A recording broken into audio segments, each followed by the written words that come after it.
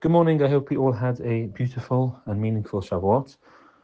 We are going to continue the theme of the Moadim and the halachot of Yom Tov, which we've been discussing the past couple of weeks.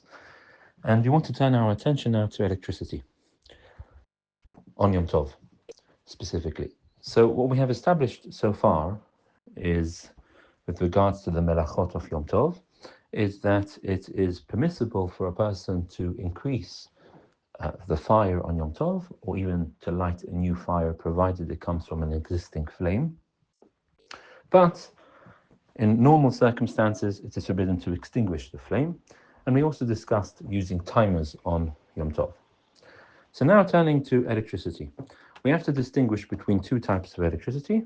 And today we'll discuss the first part, which is electricity which is based on heat.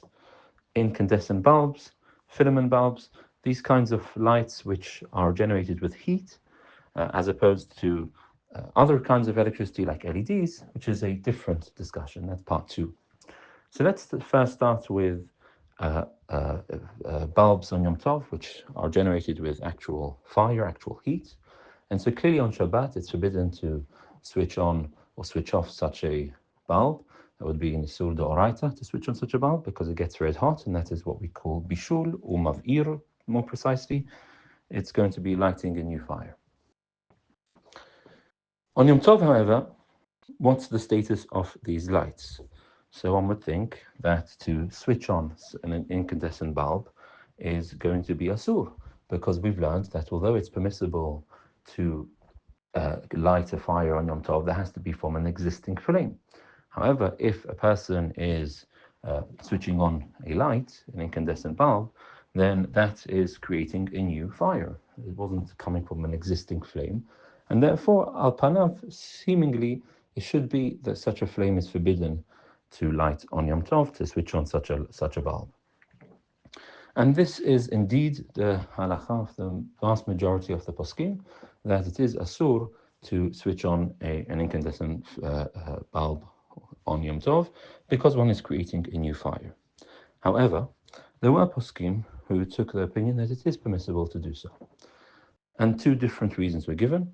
One reason given, this is of Uziel, put this forward, that the potential of the fire, of the flame, of the bulb, is already there in the wires.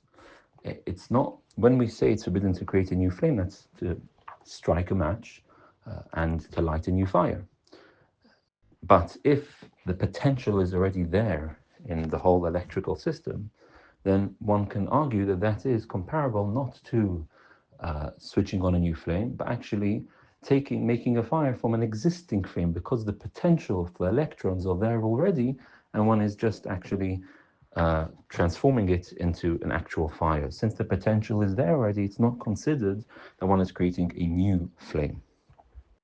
Second reason given is that it's grama. We've learned already that indirect melacha on Yom Tov is permissible, unlike Shabbat, where we don't allow indirect melacha on Yom Tov unless there are circumstances which necessitate it.